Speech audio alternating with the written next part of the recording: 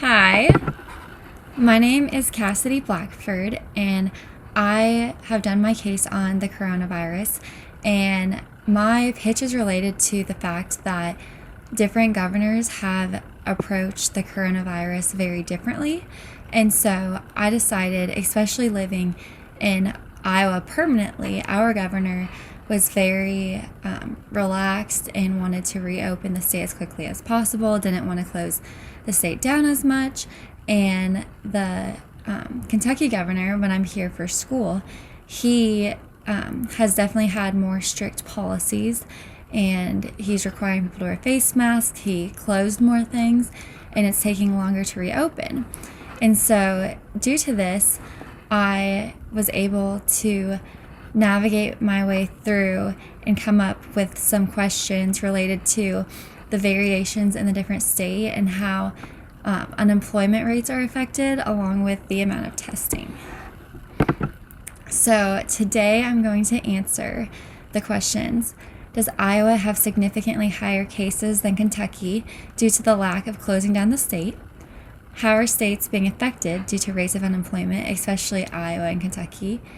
Are cases impacted by the amount of tests being performed? And has every state reopened?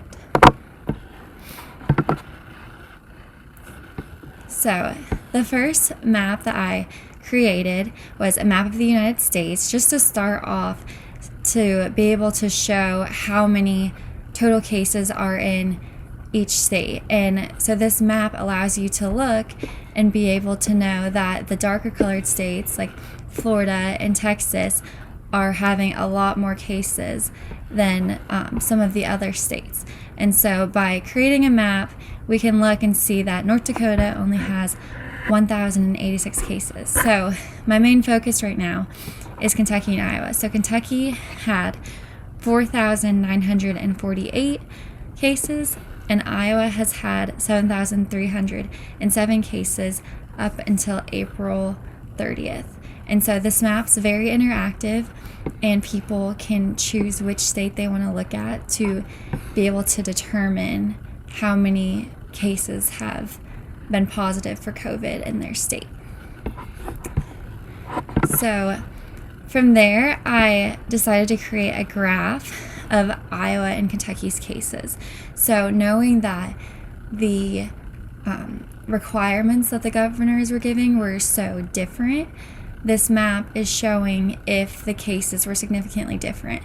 So actually, Iowa and Kentucky were very consistent, as shown by this line, throughout. This starts on April 1st and goes to April 30th. So in the beginning, they were pretty relevant. They were about the same cases. And Iowa does see a spike in their cases towards the end of April.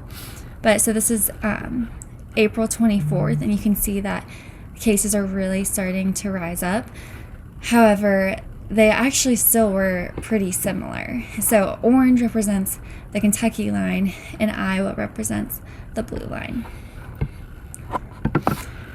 So that allowed me to collect data to create a map about the unemployment of the states. So this is another map that is nice to look at and see, so that way you kind of know which states have been heavily impacted and have had higher rates of unemployment, specifically due to COVID-19. So the dots that are bigger and more red, those are states that have had a really bad effect. So it ranks from 1 to 51, and so Georgia right here is the first ranked state in the country who's been most affected by COVID-19. So when we're specifically looking at Kentucky and Iowa, Kentucky has been ranked second for unemployment in the United States, and Iowa's dot is so much smaller. They are only at ranked 37th in the state. And so this can kind of help people be able to look and say, okay, my governor had more strict guidelines, we've been closed for longer, how is this affecting our unemployment rate? So like I said, Iowa really didn't we never entered into a shelter in place while we were there, and didn't ever fully shut down. And May 1st, our governor opened things very quickly. And so our unemployment rate, it's showing, is we're ranked 37th in the whole nation. Whereas Kentucky, many people in Kentucky have been upset with the governor, and they're ranked second in the nation for unemployment. And so you can see why people probably want the economy to get back to normal. So this led me to create a chart to be able to determine the increase in unemployment rate for all of the states in the United States. And so when we're going through here, we can look at Kentucky. Their unemployment claims have increased by 45%, which is quite a bit. And then we can scroll and look at Iowa, and their unemployment claims have only increased by 18% due to the COVID-19 crisis. And so people can scroll, and again, like I said, you can understand your state's governor and the guidelines that they've taken, and you can then try to compare with your state's unemployment and compare them to others. And Georgia, in the last slide I said, was the first ranked state for unemployment, and you can see they have increased by 49.33%. So this is a chart, and it shows you the different bar lengths, so that way visually you can look at it also and see that the ones that are longer have been more affected due to unemployment. So the next chart I was able to create was states that had unemployment percentages above 30%. And so this is about 11 states, and these, I was able to filter out my data so I could show all of the states that unemployment had increased above this. And I thought that was very important because above 30% is a significant difference. And so from these 11 states that are specifically struggling with unemployment rates, I filtered the cases just to see if there's a correlation in the amount of cases in the state. And so Kentucky actually, even though they have a low number of cases, they're experiencing a higher rate of unemployment.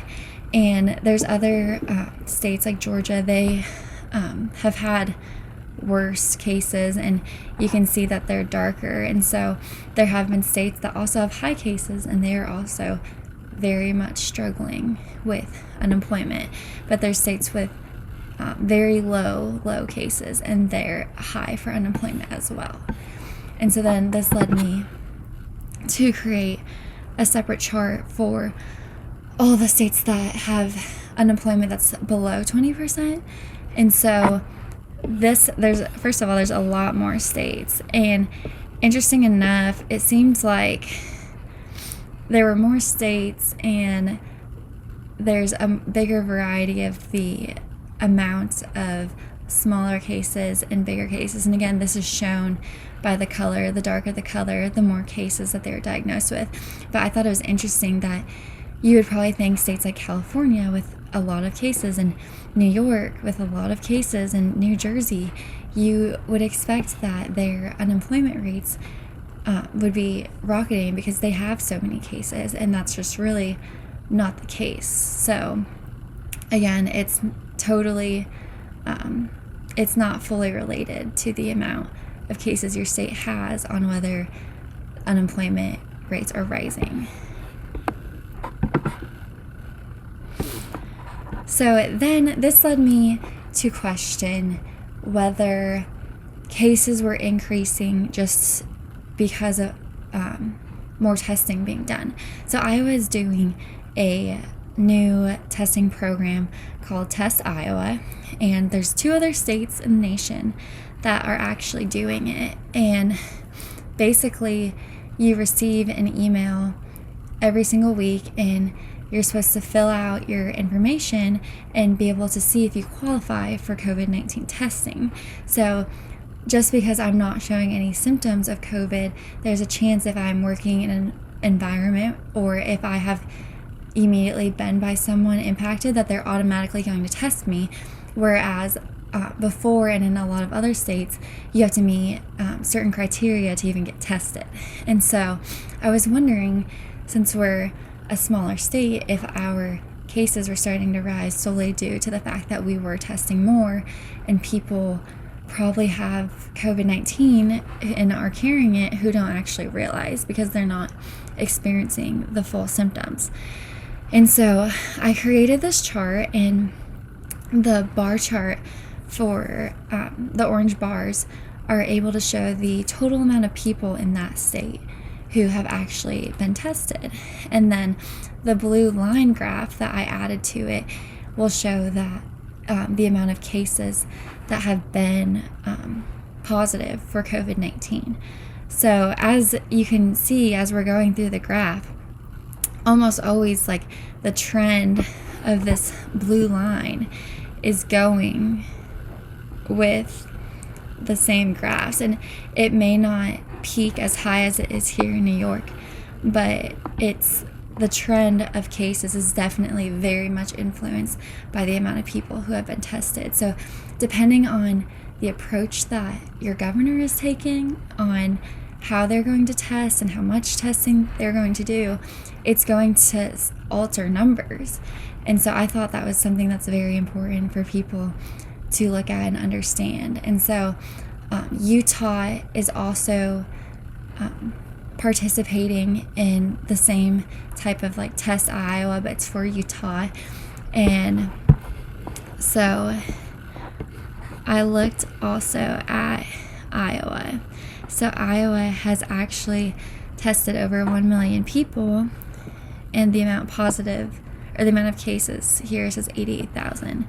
And then when we move over to Kentucky, you can see that they have tested 1.4 million, and theirs is about 80,000. But then you move to somewhere like, for instance, if we move to Louisiana, they've tested 5.2 million, and so they've had an increase of cases of 687,000. So like I said, obviously if more people are sick, there's probably going to be more tests performed. But again, our governor took an approach to allow Iowans to feel safer to go back to work, where she wanted to test people who don't have symptoms. And so she's doing her best to ensure that Iowa can get back to normal as quickly as possible. And so just because our case levels have increased for the amount of positives doesn't necessarily mean that our state could be struggling worse. It could just be due to the fact that we're doing more testing, and so we're finding more positive cases. And so this chart allows you to look at each individual state and see how much testing has actually been done.